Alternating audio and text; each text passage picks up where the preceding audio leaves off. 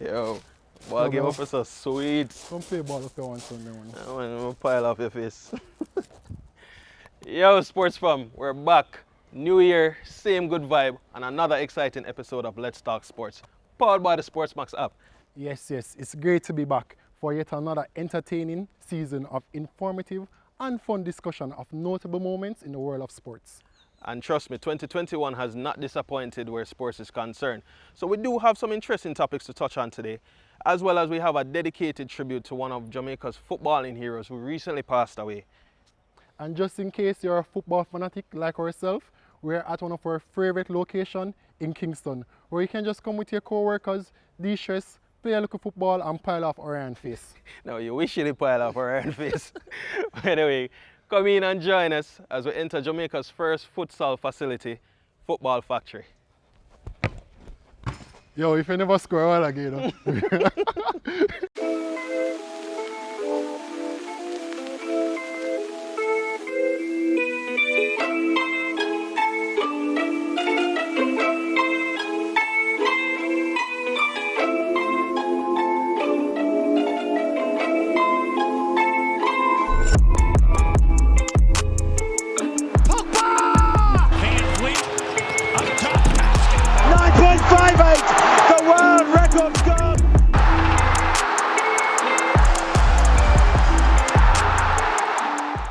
Alright guys, let's get right into it, starting with NFL.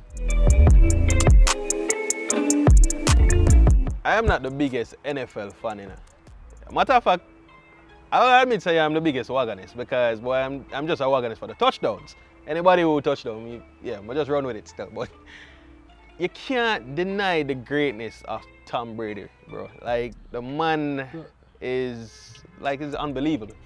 Chris said it, on the last episode, that is a demigod. I was going to give you some facts, Pete. The man is 43 years of age. This is his 10th Super Bowl, his 7th win. 7th, more than anybody, any other team. A matter of fact, his last two, he has more than in the last two teams, the New England Patriots and Pittsburgh Steelers. Because they have 6 each. 6 each. And the man have 7.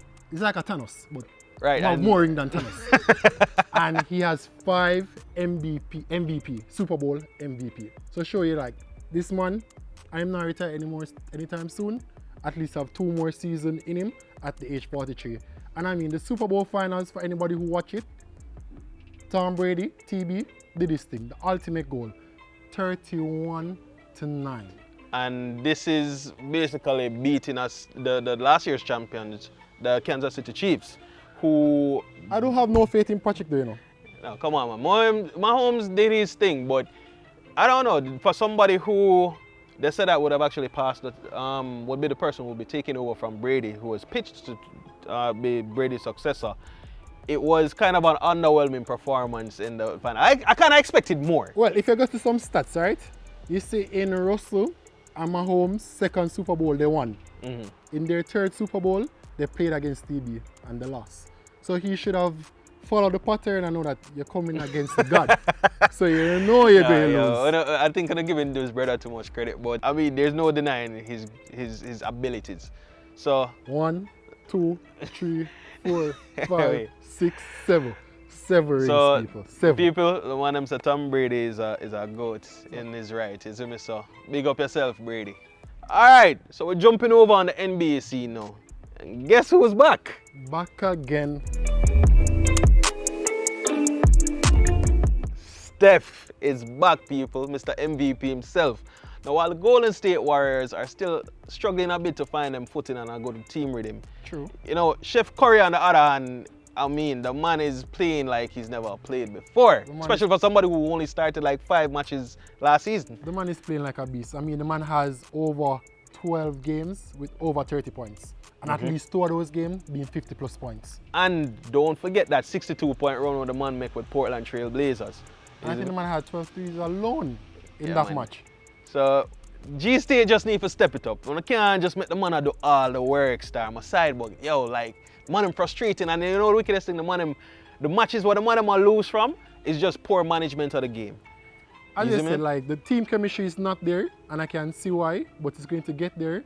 And I think the Golden State is going to come back this season. we'll see. We'll see how that go. Speaking of that now, in terms of team chemistry and all of that, we'll talk about Dallas Mavericks and them boycotting the national anthem. Well, like at first when I saw it, it brought me back to Colin Kaepernick when he Indeed. took a stance against the national anthem, taking a kneel. And it caused a big fuss, and there was a lot of outrage and backlash about it. But now with Mark Cuban, the Dallas Maverick owner, just say, Well, we're just not gonna play Let's not go play it. But he had the thing about it though, he had good reasons for it. Well, good reasons in our point of view. I mean, he actually recently gave a statement stating that it would have been as a result of players who didn't necessarily feel like their voices were being heard. Yeah? Well, I guess it's an inclusive game, so if you want to be inclusive, I guess that's a stance to take. And he did speak with Adam, so did get the commissioner approval. Well, they kind of forced him to play the national anthem now still, but I like the approach to it. I commend it. You know, I don't think it would affect the ball game. So as long as it don't no, affect it wouldn't the ball affect game, the ball game, but you know how people can get more time, especially people who are very patriotic and all of that. They feel like it's a big disrespect and all that, but they're not looking at it from a twofold perspective, you know. So, I mean, hats off to the Mavericks for taking some bit of solidarity with the rest of their team members, and especially given all of what they've been through as colored people as well. So, you know, but we're not gonna get into the politics of that right here. No. We're going to come some and talk about this new dynasty where them are formed right now over Brooklyn. You see me? Alright, so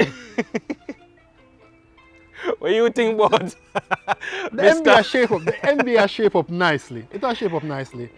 First LeBron to Lakers, then you know LeBron have AD, then you know say you still have Steph and Clay, so you still have that little duo there.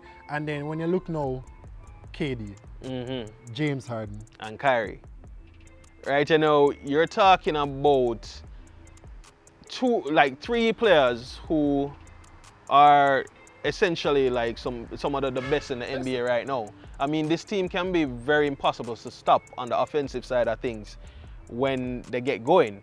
You know, you're talking about KD and James Harden, who are top performers when it comes to shooting, and then Kyrie now, who can actually go up on a 30-point play at any given night. I just want to see if James are going to follow through. As I say, he's a MVP, he's a very good player. Need to see him in a championship right now and stop flop. So let's see if he's going to follow through. One of the big things, or the big question around it though, is if it will work. The team chemistry. We know that the stats are there to prove it, but is the team chemistry there between them all?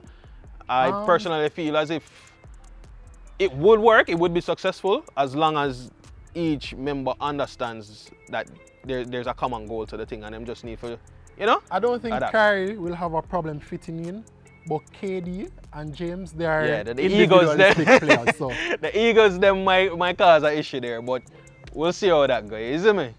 All right, peeps, let's cross over to some football now. Let's talk about defending champion in their crisis.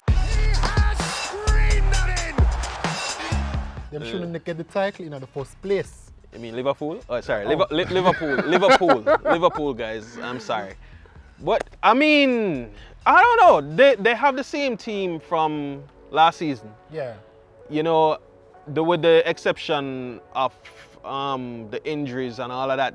And I believe the injuries definitely play a big part. So let me not just make it seem like they have the same side. All right, let me just put it this. Let me not saying that they are playing bad. The other teams are improving, are playing better. Because I agree. We are seeing Manchester United somewhat to like 2008, 09 form that they're coming back. Well, all right. So speaking of Manchester United, we are Manchester United fans, and people have been saying, you know, we're in second, we're in a title contention. But personally, I feel like I feel like it might sound weird, but I kind of feel like we're there by luck. And this is just being me being a realistic person, you know? Because the chances that we've gotten to capitalize on a lot of those games, we haven't. There are times when we'll play good, and there are times where we're just inconsistent as hell. I'm going to tell you, that 2-1 defeat? By Sheffield. I mean, We lose the title here, so. And I'm being real, people. I'm a Man U fan, but that's where we lost the title.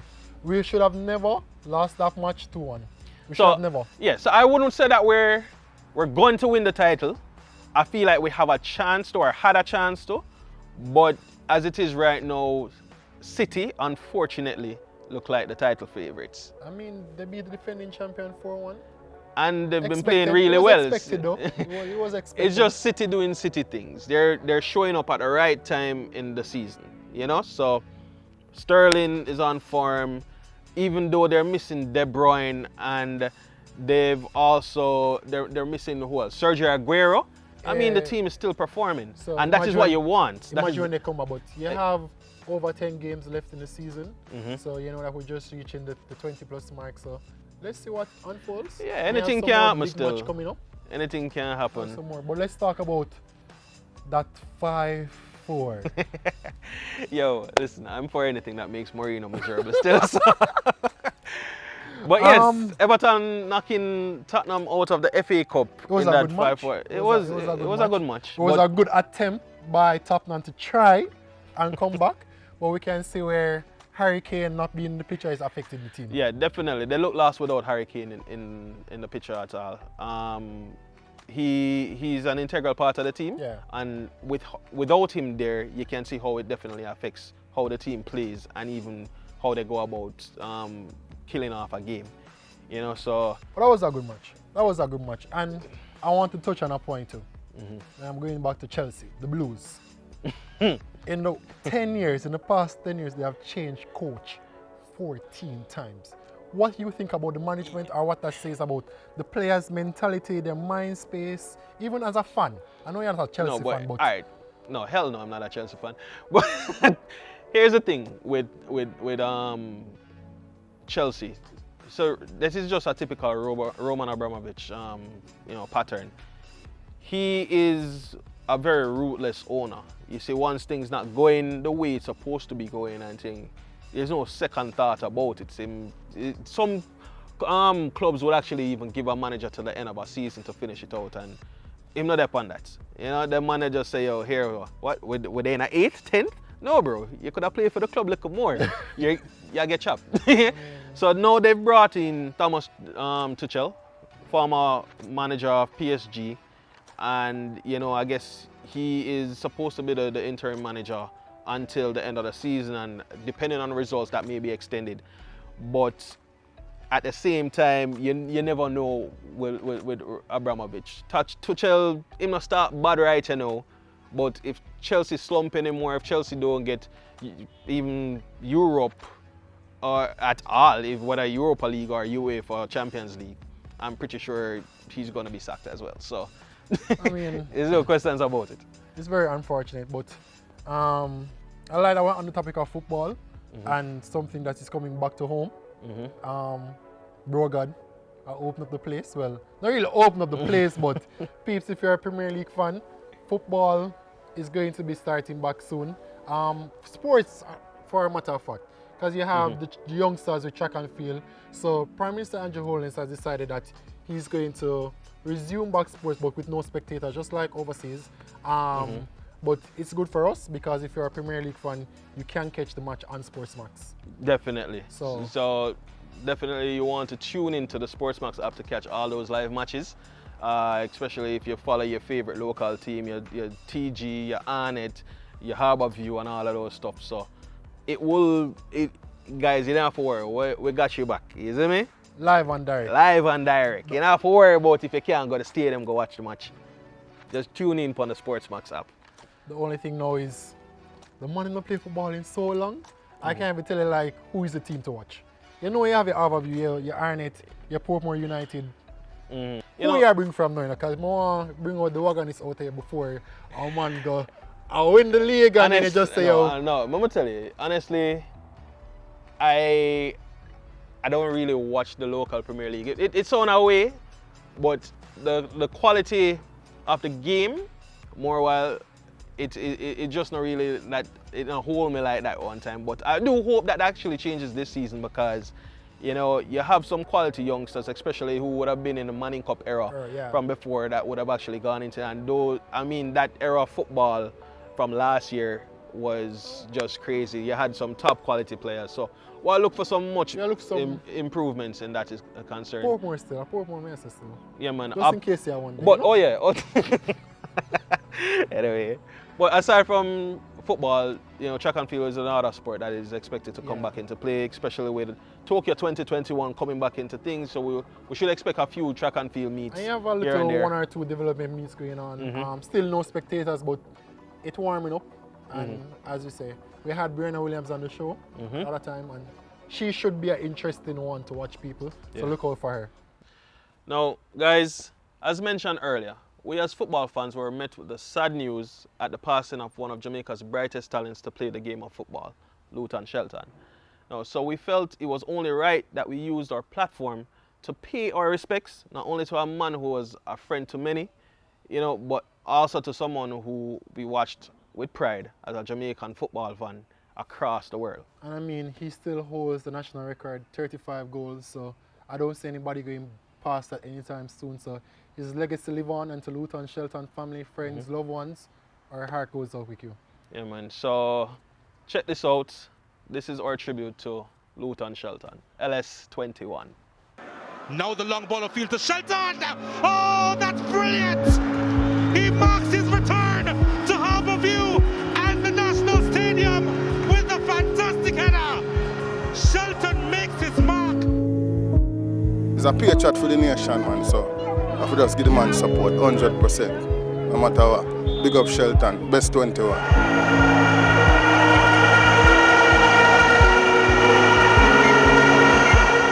Luton, big up yourself, you know, so you have the support forever, you see. Bless up.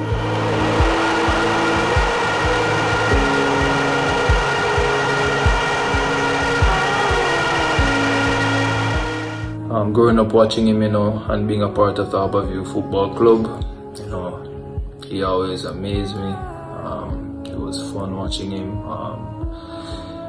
Knowing me as a young striker at the time, you know, inspired me to want to score goals.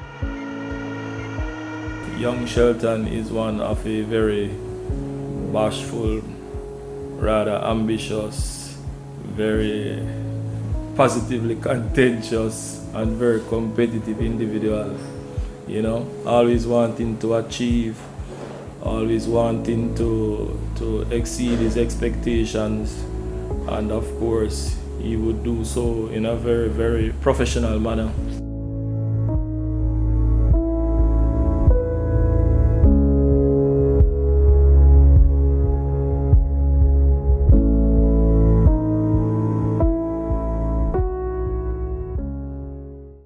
That's a wrap, guys. As always, thanks for tuning in, and also a special thanks to Football Factory for hosting us today. And of course, you can look out for more exciting content and giveaways from us in the near future. Plus, remember to download the Sportsbox app to watch all your favorite sports anytime, anywhere on the go, with your dedicated Sportsbox data from your Digital Prime bundle. Sportsbox app. Simply more sports.